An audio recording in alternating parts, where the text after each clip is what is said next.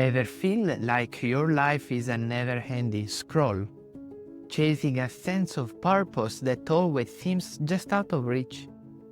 In a world of infinite notifications and fleeting trends, we are more connected than ever, yet often feel profoundly alone. This video isn't about ditching your phone. It isn't about running away from technology or living like a monk in the mountains. It's about something far more subtle and far more important. It's about finding meaning when distraction has become the default setting of modern life. Because the truth is, we are not just distracted, we are being reshaped, and most of us don't even realize it.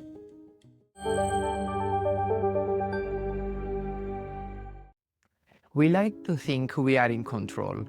We tell ourselves, I can stop anytime I want. I'm just checking one thing. This helps me stay productive. But look around.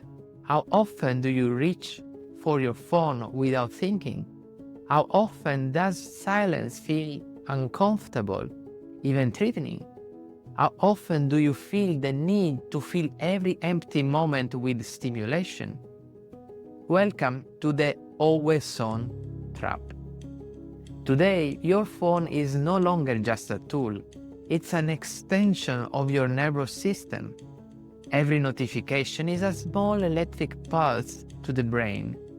A message, a like, a comment, a headline, a warning, a reminder that you might be missing something. Dopamine fires, anticipation builds.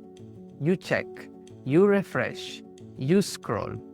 Without realizing it, your brain is being trained to seek novelty instead of depth, speed instead of substance, stimuli instead of stillness. And the scariest part, it feels normal. Scrolling feels productive. Consuming content feels like learning. Being busy feels like moving forward. But ask yourself, at the end of the day, what has actually changed in your life? How much of what you consumed was truly meaningful? How much of it helped you grow? And how much simply passed through you, like digital noise? We used to fear missing out on the world. Now we fear missing out on the internet's version of it. FOMO, fear of missing out, has quite evolved into something deeper, something more dangerous. FOBP, fear of being present. Because being present is uncomfortable. There are no filters in reality, no edits, no instant validation, just you and your thoughts. And for many, that has become terrifying. You don't notice the cost at first. It doesn't announce itself. There is no loud breaking point. Instead, it slowly erodes you. Your focus becomes weaker. Your thoughts become fragmented. Your mind becomes crowded. Deep work, real concentration becomes almost impossible. Try reading a book for more than 20 minutes without touching your phone. Try sitting in silence. Try thinking one thought from beginning to end without being interrupted.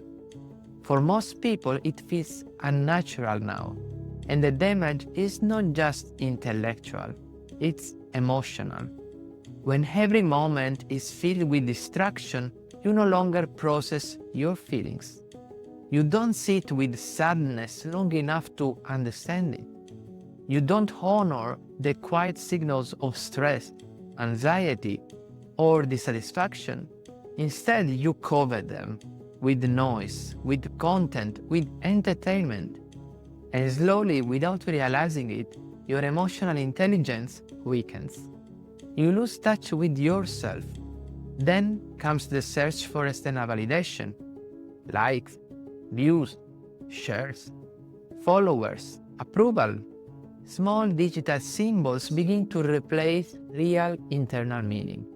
We start to measure our worth through metrics that have nothing to do with character, grow, wisdom, or truth. And deep down, we know it's hollow. But the trap works because it gives you something addictive, the illusion of significance.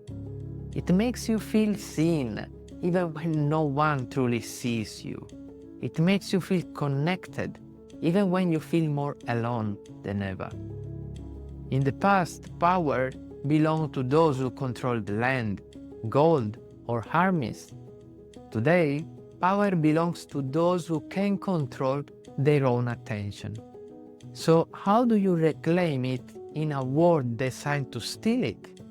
Not by going extreme, not by deleting everything, but by becoming intentional.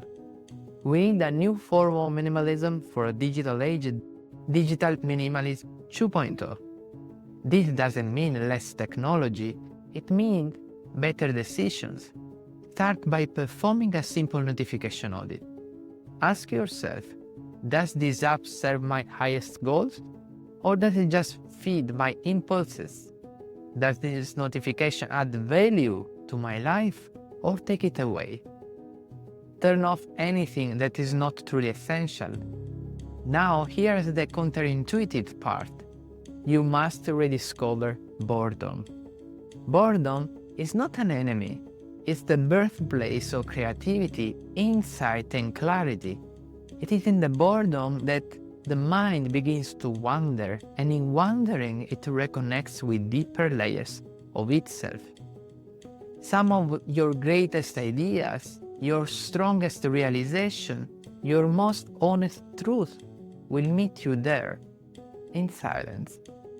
Finally, create the intentional disconnection. A tech-free hour, a device-free meal, a silent walk, a full day without screens. At first, your mind will rebel. It will crave stimulation. But then, slowly, it will begin to breathe again. You will begin to hear yourself. The world constantly tells you what to care about. Trend, status, money, fame, speed, comparison. But lasting meaning is not found out there. It is built from the inside out. To reconnect with meaning, you must relearn the art of self-reflection. Journaling is not just writing, it's a conversation with your inner self. Meditation is not about emptying the mind, it's about finally listening to it. Ask yourself real questions. When do I feel most alive?